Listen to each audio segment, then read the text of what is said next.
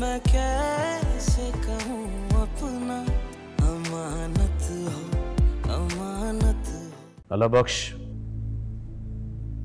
परसों क्या दिन है? मालिक साहब जुमा है। मुबारक दिन है। सईदा महर और मेरे बेटे की शादी की तैयारियां करो। बड़ी धूमधाम से मैं अपने बेटे की शादी करूंगा।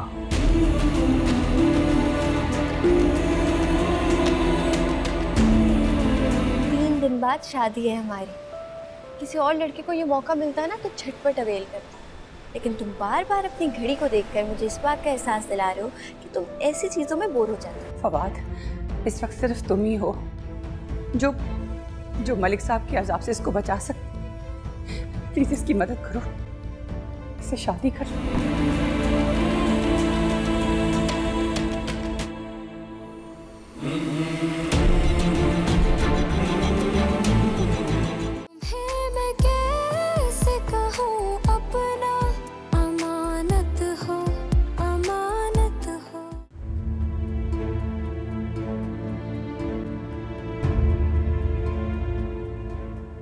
दुआ करो सईदा बेगम के इस परेशानी का सिरा कहीं तुमसे ना जा मिले, वरना तुम जानती हो मैं तुम्हारे साथ क्या करूंगा।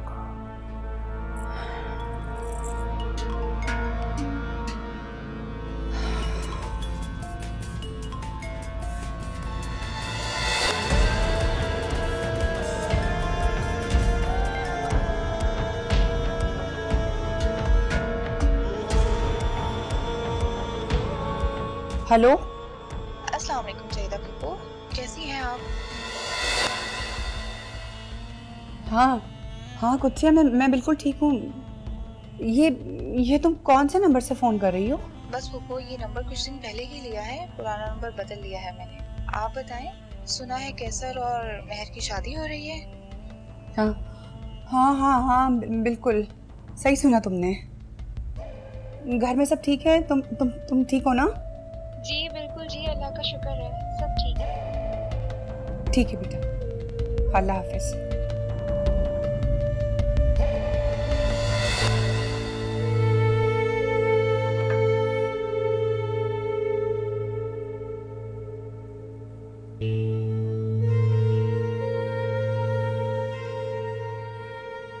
दुआ करो।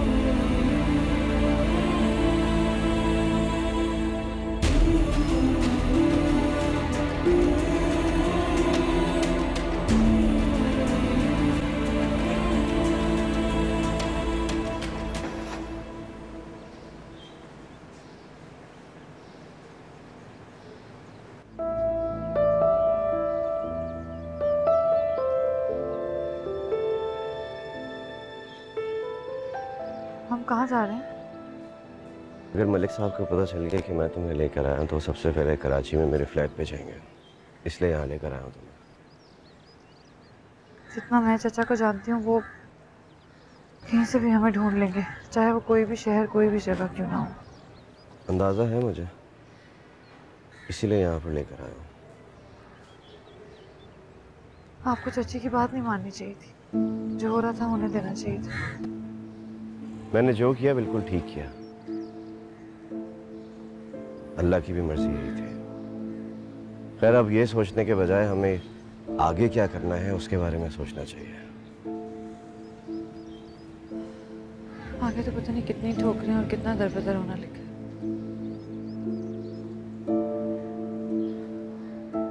एक दोस्त है मेरा बहुत अच्छा, वो हमारी मदद कर सकता है। काफ़ी टाइम से मेरी बात नहीं हुई है, लेकिन मैं कॉल करता हूँ, उम्मीद है वो ज़रूर मदद करेगा।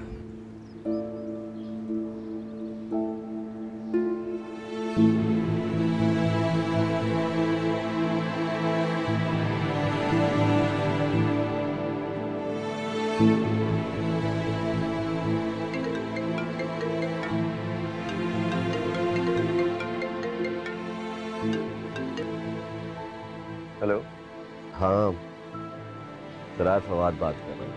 क्या हाल है? फवाद? यार कहाँ से बात कर रहे हो तुम? कितने अरसे से मैं तुम्हें कांटेक्ट करने की कोशिश कर रहा था, लेकिन मेरे पास तुम्हारा नंबर मिस हो गया था। और तुम भी अजीब आदमी हो, इतने सालों बाद तुम मुझसे राब्ता कर रहे हो। अजीब दोस्त हो, पलट के खबर तक नहीं ली। बस यार यूनिवर्सिटी के बाद हालात ने इतना उलझा दिया था, बहुत मुश्किल हो गई थी लाइफ यार। आई अंडरस्टैंड यार, मैं अक्सर तुम्हारे बारे में सोचता रहता था, लेकिन तुमने भी राब्ता ही नहीं किया मुझसे इतने सालों से। और अब किया भी है तो एक मजबूरी के तहत। सॉरी यार, लेकिन मैंने तुम्हें सिर्फ फ़ोन इसलिए किया क्योंकि एक फेवर चाहिए। कैसा फेवर? सब खैरियत तो है? तुम ठीक तो? ज़रार कुछ ठीक नहीं है यार, कुछ भी ठीक नहीं है। मैं अभी पिंडी में हूँ, तुम्हारी मदद की ज़रूरत है बहुत। और मैं इस्लामाबाद में हूँ यहाँ। देखो कैसा इत्तेफाक है। ऐसा करो तुम मेरे पास आ जाओ, यहाँ आराम से मिलके बात कर लेंगे। चलो ठीक है, फिर अपनी लोकेशन तुम्हें भेज रहा हूँ, राइट? फौरन आ जाओ मेरे पास, आराम से बात करते हैं। Okay, thank you, bye.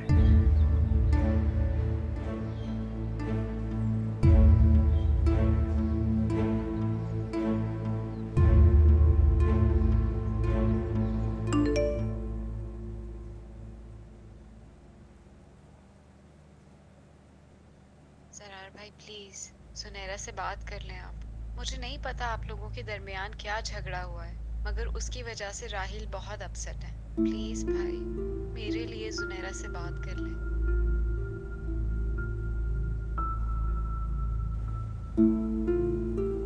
Zarar को दोबारा कॉल करनी चाहिए थी ना, उसे मनाना चाहिए था मुझे, उसने कॉल ही नहीं की है। बदतमीजी तुमने भी तो की है उसके साथ। तुम्हें उससे ऐसे बात नहीं करनी चाहिए थी। जुनैद की बात और है, लेकिन जरार को मुझसे बेहतर तुम जानती हो। हाँ तो उससे मेरी बात समझ में भी तो नहीं आ रही थी। मुझसे में जो मुंह में आया बोल दिया मैंने। फिर बोल दिया जो मुंह में आया? थ्रेटन किया था तुमने उसे, और सिर्फ अपने हवाले से नहीं, राहिल और समरा के हवाले से भी। राहिल को जानती हो ना? जब उसे पता लगेगा तो बस रेडी रहना रिएक्शन के लिए।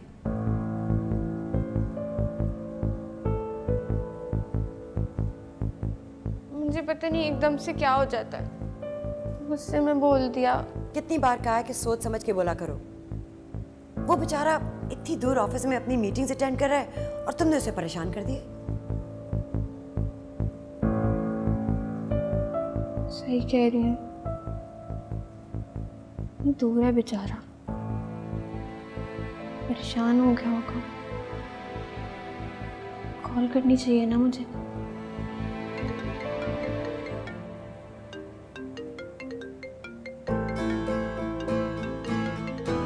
इससे पता चलता है ना वो मेरे बगैर नहीं रह सकता। अब फोन उठाओ, इसी को तो कॉल कर रही थी। उसने खुद कॉल किया ना, दूसरी बार भी एफर्ट करनी चाहिए। मैं क्यों पहली बार कॉल रिसीव करके अपने आप को डिवैल्यू कर दूं?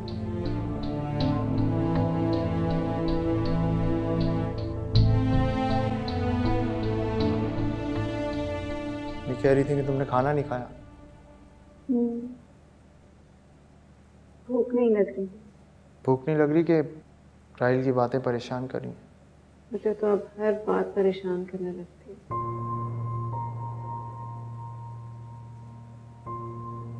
तुम्हें लगता है कि मुझे जाके माफ़ी मांगनी चाहिए? नहीं, मैं ऐसा नहीं कहूँगी। आपकी बहुत इंसल्ट हुई है, आप भला वहाँ क्यों जाएंगे? जा तो सकता हूँ अपनी बहन के लिए। मुझे पता है कि हम सब तुम्हारा बहुत ख्याल रखते हैं और हमें बिल्कुल अच्छा नहीं लग रहा इस तरह कि तुम खाना नहीं खा रही। मैं बिल्कुल ठीक हूँ, आपको मेरी फिक्र करने की ज़रूरत नहीं है। खैर, अम्मी ने पैसे दिए हैं, कह रही हैं कि जाओ उसे ये दे आओ और साथ माफ़ी भी मांग लूँगा। शायद इसी बहाने उसे थोड़ी शर्म आ जाए और वो अपने रवैये के लिए हमसे माफ़ी मांग ले। आप जानते हैं जूनी को अपनी गलती का एहसास कभी भी नहीं होगा और वो आपसे एक्सक्यूज कभी नहीं करेगी। हाँ चलो, एटलीस्ट उसे ये तो समझ आ जाएगी ना कि हम इतने गए गुजरे नहीं हैं कि उसे एक वाज के पैसे नहीं दे सकते। जैसे आपकी मर्जी, अगर आपको ठीक लगता है तो ओके। मैं आपको प्रेशराइज नहीं करूँगी। आई नो मेरी बहन कभी भी मुझे नहीं प्रेशराइज करेगी। Thank you. चलो खाना खाते हैं। अभी? आ जाओ। पर मुझे भूख नहीं है। आ जाओ। अरे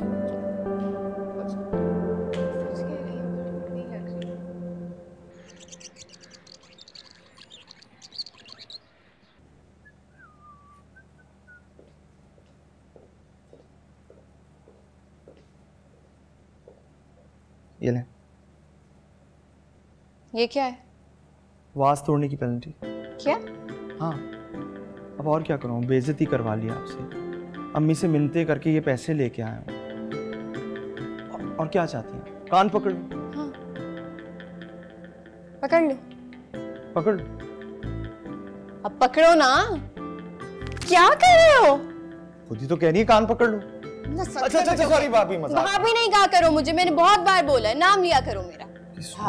अम्मी ने मेरी इतनी बेइज्जती की और उनसे इतनी मुश्किलों से ये मैंने पैसे लिए और वो मुझे कह रही है कि जब तुम्हारी नौकरी लगेगी ना तो तब तुम ये पैसे वापस करोगे। मेरी कौन सी कोई लाखों रुपए वाली नौकरी लगनी है जो ज़रार भाई की। पूरा साल लग जाएगा मुझे ये पैसे वापस करते करते। अच्छा हुआ ना, तुम्हारे जैसे के साथ ऐसा ही होना चाहिए।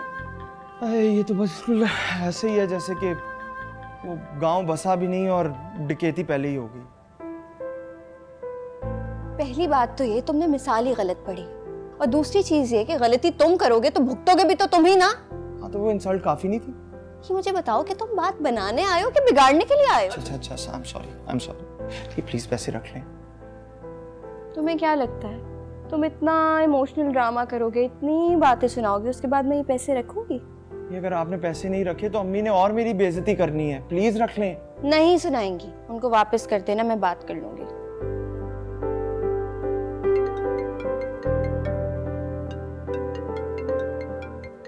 हाय, वैसे ज़रार भाई हैं तो इस्लामाबाद में, लेकिन दिल और दिमाग इधर ही है। तुम ना सच में पिटोगे मुझसे। ठीक लगती है यार, अब फोन नहीं उठा रही। हेलो, हाँ बात कहाँ? हाँ यार, जो तुमने एड्रेस दिया था उसी घर के बाहर हैं हम। तो यार बाहर क्यों खड़े, अंदर आ जाओ ना।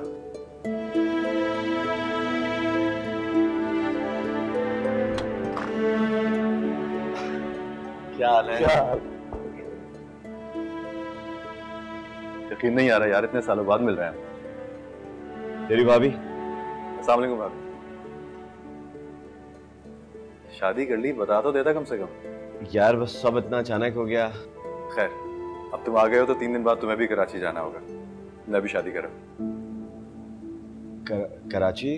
अब सारी बातें यही करेंगे, अंदर भी आएंगे। आइए भाभी, आइए ना,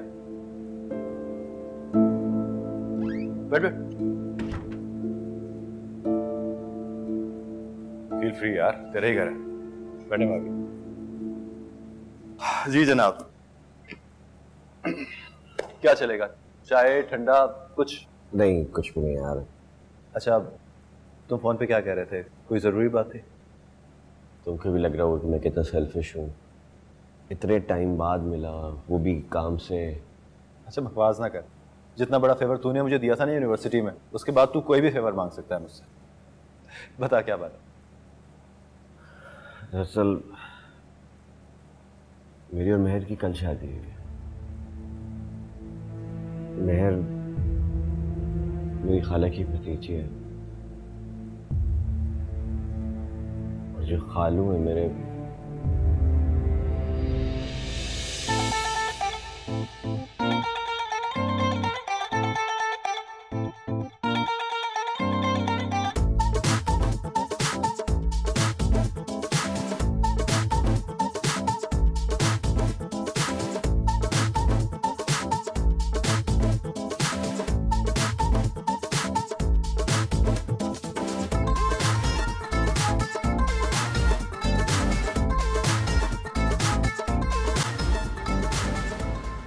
नहीं खाना। मेहर को बुलाएं। मेहर को बुलाएं। कैसर? मेरी दुल्हन भाग गई। मेरी दुल्हन नहीं आएगी तो मैं भी भाग जाऊंगा। मेहर आ जाएगी ना, मेरी बात सुनो। नहीं नहीं, झूठ बोलती हैं आप, झूठी हैं आप। मेहर को बुलाएं। मैं दवाई भी नहीं खाऊंगा, मैं खाना भी नहीं। ऐसे नहीं करते ना, कैसे थोड़ा सा खाना खाना है, दवाई भी तो लेनी है। अच्छा मेरी जान नहीं। मेहर चाहिए, मेहर आ जाएगी। मेहर को लाकर दे। अच्छा थोड़ा सा मेहर को लाकर दे, मेहर को लाकर दे, मेहर को लाकर दे। अच्छा सुनो तो सही, मेहर को लाकर दे। नहीं नहीं नहीं, मेहर को लाकर कैसे कंट्रोल करो। मेहर कैसे कैसे थोड़ा सा मेरी जान है, पानी पियो। मुझे नहीं पानी पीना। कैसे मेहर चाहिए। इसकी दवा लेकर आओ जल्दी से। बस कंट्रोल। वेस्ट क्यों कर रहा है यार? तेरा अपना घर है, एक रात क्या तो जितने दिन चाहे यहाँ भाभी के साथ रह सकता है। वैसे भी ये जगह मुझे कंपनी ने अलॉट की है, तो फिक्र ना कर। क्या थैंक यू सो मच। बस हम कल सुबह होते ही निकल पड़ेंगे। मलिक साहब के कारिंदे हमें आसानी से यहाँ ट्रेस कर सकते हैं, but thank you so much यार। अब अगर तूने मुझे थैंक्स कहना तो मैं बहुत बुरा पेश आऊँगा तेरे साथ। तुझे याद है ना, मेरा करियर बचाया था तूने यार, और सब तूने मुझे कहा था कि इस एहसान का बदला तू सूद के साथ लेगा। बस समझ ले वो वक्त आ गया। मैं तो चाह रहा था तू मेरे साथ कराची चलता, लेकिन मेरे ख्याल इन हालात में रिस्क नहीं लिया जा सकता। बस ठीक है, सुबह एयरपोर्ट निकलने से पहले तू जहाँ कहेगा मैं तुझे ड्रॉप कर दूँगा। भाभी आप परेशान ना हो, सब ठीक हो जाएगा।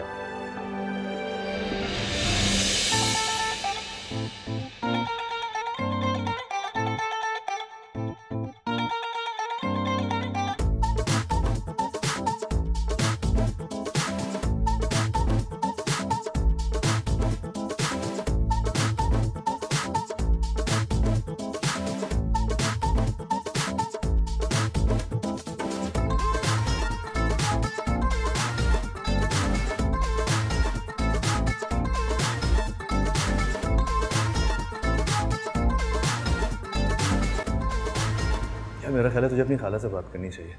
वहाँ क्या हो रहा है क्या नहीं वो अच्छी तरह जानती होंगी, वो सिचुएशन को हैंडल कर भी सकेंगी। क्या तो सही है, कॉल करता हूँ। कर कर कर।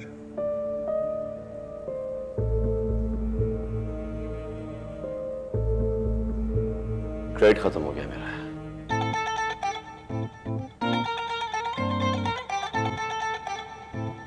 तो यार परेशानी की क्या बात है, ये ले मेरे फोन से कर। तेरी भाभी की कॉल आ रही है, बाद में बात कर लूंगा इनसे।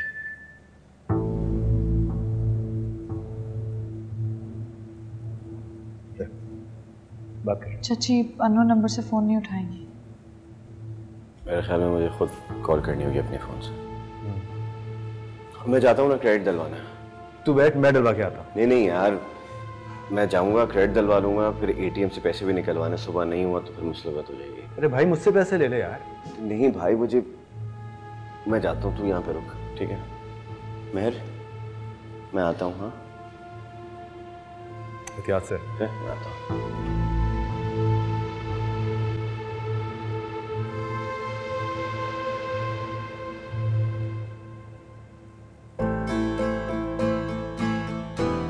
हाँ कॉल कर रही थी।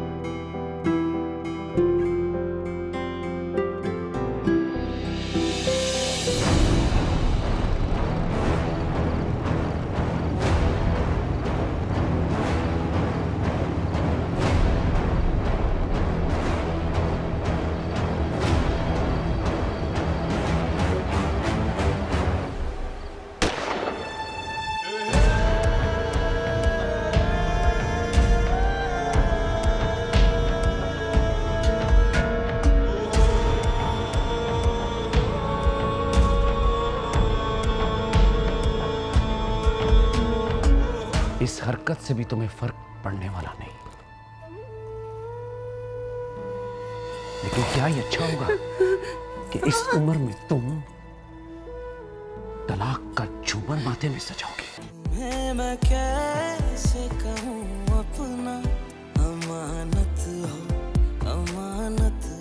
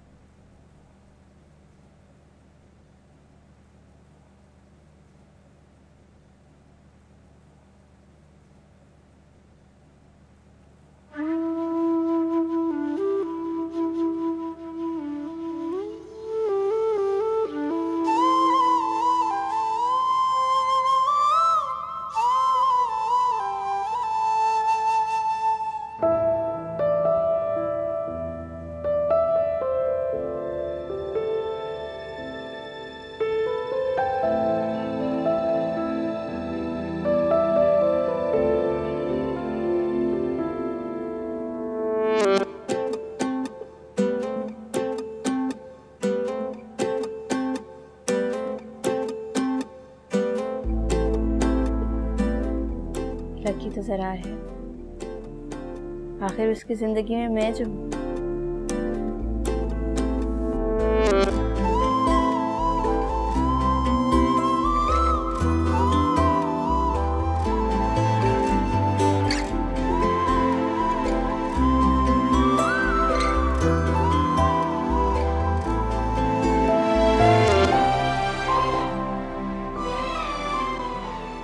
ये लीजिए गर्मा गर्म कॉफ़ी। वैसे मैं इतनी अच्छी कॉफ़ी बनाता नहीं हूँ, लेकिन बस गुजारे लायक है। जी मैं कॉफ़ी नहीं पीती। बात बहुत शौक से पीता है। यूनिवर्सिटी के दिनों में तो उसका एक ही काम होता था, कैफेटेरिया जाके बस 2 ही चीज़ें ऑर्डर करता था, कॉफ़ी और समोसा। हम सब स्टूडेंट मजाक उड़ाते थे कि भाई ये कौन सा कॉम्बो है, समोसा और कॉफ़ी। पीछे इतनी बुरी नहीं है प्लीज़। जी वो आप फवाद को कॉल कर देंगे, बहुत देर हो गई है। आप परेशान ना हो, दुकानों पर अक्सर रश होता है। अगर आपको कॉफ़ी अच्छी नहीं लगी तो चाय बना दूँ आपके लिए? उसकी कोई ज़रूरत नहीं है, शुक्रिया। अच्छा चलें, आप टीवी पे कोई अच्छी सी मूवी देख लीजिए और रिलैक्स, ठीक है? मैं कमरे में आपको किसी चीज़ की ज़रूरत हो तो मुझे बता दीजिएगा, ठीक है? और प्लीज़ ये आपका अपना घर है, कंफर्टेबल हो जाए, ठीक है? ये रिमोट यहाँ रख।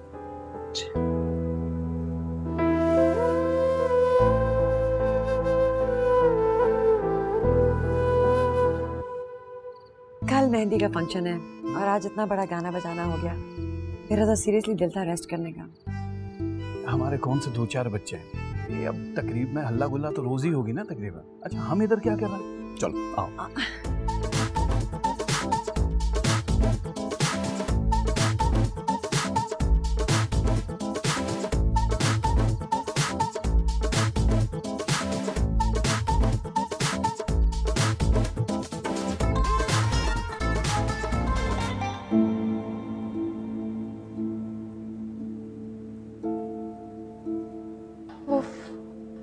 फवाद को बहुत देर हो गई है, आप फोन करके पता कर लें। आप सही कह रही हैं, देर तो वाकई बहुत हो गई है। एटीएम इतना दूर नहीं है, उसको उस वक्त आ जाना चाहिए था। मैं नंबर भी ट्राई कर रहा हूँ उसका, बार बार पता नहीं फ़ोन क्यों बंद आ रहा है। आई थिंक फ़ोन की चार्जिंग ख़त्म हो गई होगी। नहीं नहीं, फ़ोन तो उनका चार्ज था। फिर क्यों इतनी देर हो गई? चलें ठीक है, आप परेशान ना हो, मैं यहाँ पास शॉप से पता करता हूँ। लेकिन मैं नहीं, आप परेशान ना हो, इस घर में आप बिल्कुल महफूज हैं। मैं बाहर से लॉक कर लूँगा, बस दुआ करें फवाद मिल जाए। वापस आएगा ना तो आपके सामने उसके कान खींचूंगा।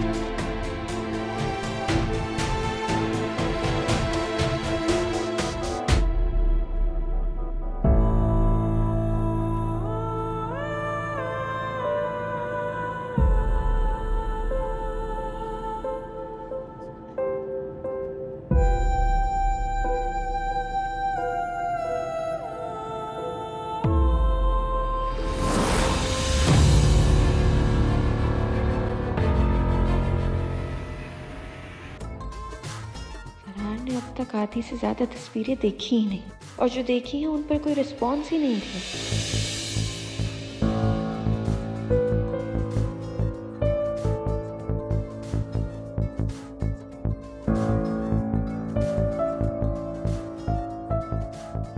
कॉल की वो भी नहीं उठाई।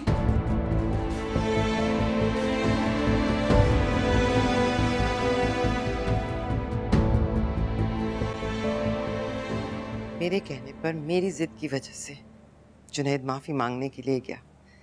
ना जाता तो न जाने जुनैरा और क्या क्या करती।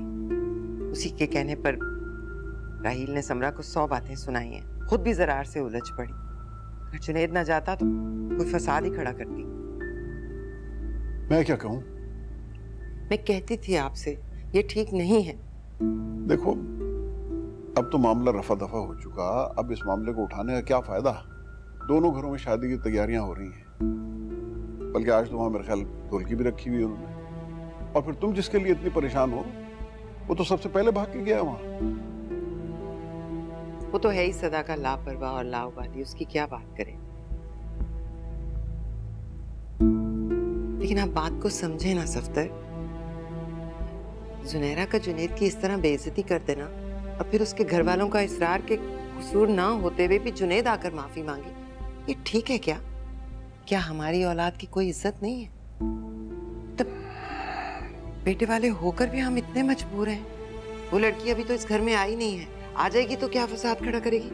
देखो, अब इन बातों को छोड़ दो, बेकार में परेशान हो रही हो तुम। शैतान का तो काम ही वसवसे डालना है दिलों में। देखो, कुछ नहीं होगा, शादी के बाद इंशाल्लाह सब ठीक हो जाएगा। तुम्हें अपने आप को पॉजिटिव रखना चाहिए। और फिर हमने उनकी पेमेंट कर तो दिए, जुनैरा को भिजवाए थे पैसे, भाई उसने नहीं लिए तो इसमें हमारा क्या कसूर है? तुम्हारे साथ बिहेवियर तो उसका बहुत अच्छा है, फिर तुम्हें और क्या चाहिए?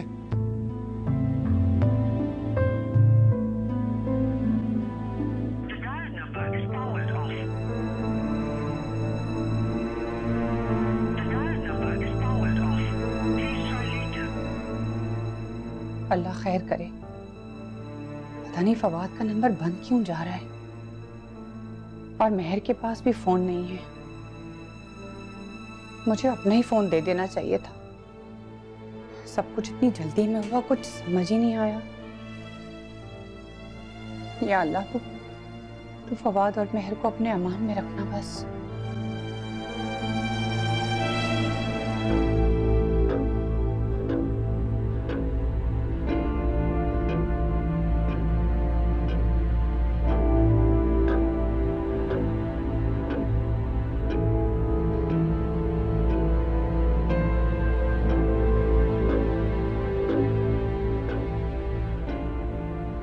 पता चला? नहीं, कुछ पता नहीं चला। सारी दुकानें देख ली, एटीएम पता कर लिया, पता नहीं कहाँ गया फवाद।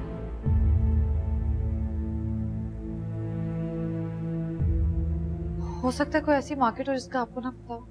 नहीं, ऐसी कोई मार्केट नहीं है, चंद ही तो दुकानें हैं यहाँ। मैंने तो उसके हुलिये के बारे में सबको बताया, लेकिन किसी को पता नहीं है।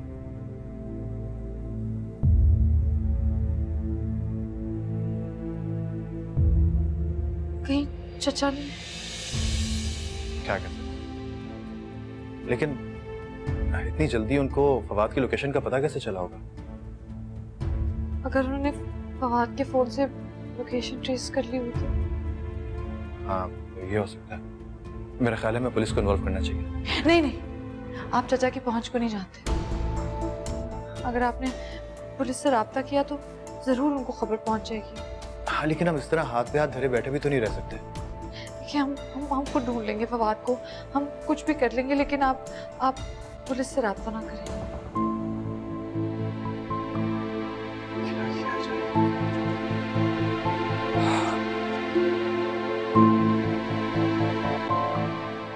थैंक यू यार, समराइज वक्त वाकई बहुत भूख लगी हुई है। You're welcome। वैसे तो मेरे इस घर में 4 दिन रह गए। जो अमूमन घर वाले होते हैं ना, शादी से पहले अपनी बहनों और बेटियों को कोई काम नहीं करने देते, किसी चीज़ को हाथ नहीं लगाने देते, लेकिन तुम बहुत स्पेशल हो कि अपनी बहन को बोलते हो कि रात में खाना निकाल के। देखो समरा, आई एम रियली सॉरी। अगर रजिया उठी होती, जाग रही होती इस वक्त, तो मैं उसे कहता, लेकिन वो नहीं थी। खैर मुझे पता है मैं अपनी बहन का बहुत ख्याल रखता हूँ, लेकिन इतनी बातें तो न सुनाओ। हाँ तो मैं कहती हूँ ना, खाना टाइम पे खाया करो, लेकिन तुम की बात ही नहीं सुनते। और तुम राहिल के घर गए थे, क्या घर वालों ने खाने का नहीं पूछा? पूछा था उन्होंने, बार बार पूछा था, वो मुझे ज़रा निकलना पड़ गया। आपको एक इमरजेंसी थी। इमरजेंसीज जानती हूँ मैं। आवारागर्दी करने निकल गए होगे अपने दोस्तों के साथ। तुम इतनी बातें सुना रही हो मुझे, क्या हो गया? और मेरे कोई ऐसे दोस्त नहीं। अच्छा जानती हूँ कितने अच्छे दोस्त हैं। खैर मुझे बताओ, ज़ुनैरा का मूड ठीक हुआ कि नहीं?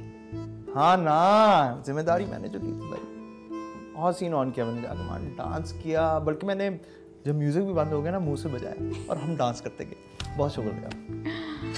अब इतना एंजॉयमेंट कर ही ली थी तो खाना भी खा ही लेते। साथ रहा हूँ, एक इमरजेंसी थी, निकलना पड़ा। अच्छा वो छोड़ो, ये तो जरा चेक करो, अपनी सासू माँ चेक करो कैसी लग रही है। वाह भाई वाह हैं। और ये चेक करो, ये वाली तस्वीर तो जरा चेक करो। कमाल कर दिया भाई तुमने। हीरो कैसा लग रहा है भाई। ओ हीरो का फोन भी आ गया, क्या बात है। अस्सलाम वालेकुम। जी राहिल बोले।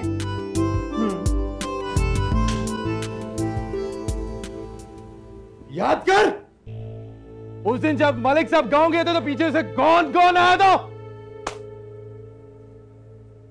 मैंने बताया तो है, उस सुबह मैं गेट पर मौजूद था, कोई नहीं आया था मलिक साहब। अच्छी तरह याद कर दीन मोहम्मद, अच्छी तरह। उस दिन घर में कौन कौन आया और कौन कौन गया था? उस दिन तो कोई नहीं आया था, लेकिन उससे एक दिन पहले लाइटों वाले आए थे घंटे भर के लिए, और वो हवेली से बाहर के बाहर ही काम करके चले गए थे 2 बजे। और फवाद साहब भी आए थे बेगम साहब से मिलने।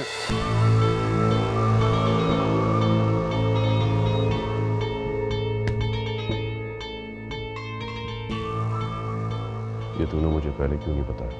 वो जब आप जमीनों पर गए थे ना, तो वो एक रोज पहले आए थे। कितनी देर वो लड़का यहाँ बैठा और कितने बजे आया था? वो ज्यादा नहीं, मेरे ख्याल से। मुझे तेरा ख्याल नहीं, ठीक वक्त बता। कौन कितने बजे आया, कितने बजे गया, कौन बैठा उठा, एक एक बात तफसील से बता। वो आधे घंटे रुके थे, उसके बाद चला गया था। तो फिर वो लड़का अगले दिन दोबारा आया था? नहीं, वो मुझे नजर नहीं आया। ठीक से याद कर, ठीक से याद कर दीन मोहम्मद, वरना तेरी बोटी बोटी करके चीलों और कवों को खिला देंगे मलिक साहब, समझा? बता। मुझे माफ कर दे, मैं उसको दोबारा नहीं देगा मलिक साहब, मुझे माफ कर। महर की जरूरत नहीं है कि वो घर से बाहर कदम रखे, तो फिर कौन है जिसने उसको यहां से भगाने की कोशिश की? मेहर बीबी तो बेगम साहिबा के साथ बड़े शहर गई थी।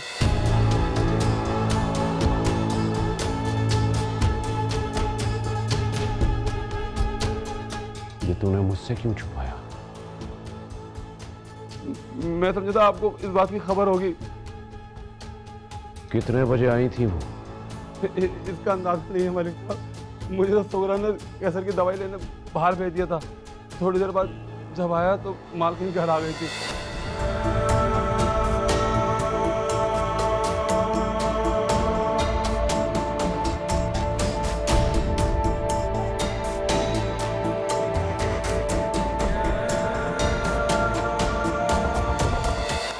बातें सुनाई है मुझे राहिल ने, कह रही ये तो कोई तरीका नहीं है, हमेशा तुम्हारा भाई मेरी बहन को इतनी बातें सुनाता है, इतना डिग्रेड करता है, वो सब कुछ छोड़ छाड़ के उसने अपने आपको कमरे में बंद कर लिया। हरकतों की वजह से मुझे बातें सुननी मिलती है ना। क्या फजूल बातें हैं ये? अब ज़रार ज़ुनैरा का माथे है तो नहीं है ना कि जब वो फोन करे जरूर उठाए? ऑफिस के काम से गया है इस्लामाबाद, सारा दिन कामों में सर खपाता होगा, थक के सो गया, नहीं उठाया फोन। तो राहील ज़रार की वजह से तुम्हें क्यों बातें सुना रहा है? अम्मी वैसे ज़रार भाई इतनी जल्दी सोते नहीं। चुप रहो तुम, तुम्हें तो आदत है फजूल बातें करने की। चुप। किस बहस में पड़े हुए हैं आप लोग? अल्लाह से दुआ करेंगे वहां सब खैरियत हो। ऐसा गैर जिम्मेदार नहीं है मेरा बेटा। सफ्दर, आप तो मेरा दिल दहला रहे हैं। क्या हो गया? सो गया होगा। और ये जुनैरा की तो आदत है ड्रामा करने की। कोई ना कोई बात तो जरूर है ना। ऐसा नहीं हुआ कि कभी मेरी कॉल ना उठाई उसने? मिलाए ना, फिर से मिलाए। क्या मिलाऊं? 10 तो मिला चुका। नहीं उठा रहे।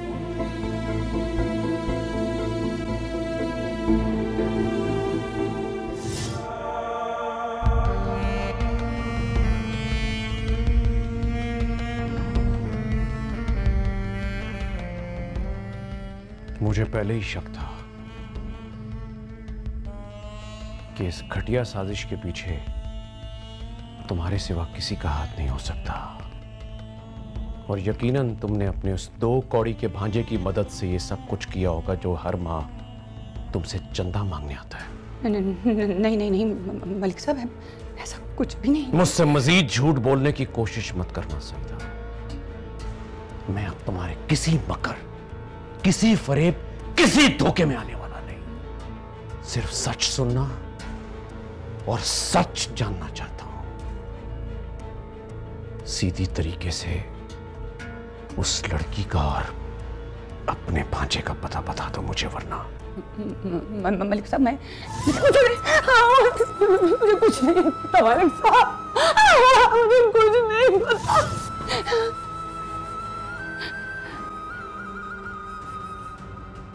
मैं जानता हूं, अच्छी तरह जानता हूं, इस हरकत से भी तुम्हें फर्क पड़ने वाला नहीं। लेकिन क्या ये अच्छा होगा कि इस उम्र में तुम तलाक का झूमर माथे में सजाओगे? तलाक? नहीं नहीं मलिक साहब, ऐसा नहीं कर सकते आप। तुमने मेरी इज्जत को तार-तार क्यों किया? क्यों किया मेरे साथ ऐसा? सईदा, कल तक तुम्हारे पास वक्त है। कल तक उन दोनों का पता मुझे बता देना, वरना अपने हाथों से जिंदा तरगोर करूंगा तुम्हें। इधर देख।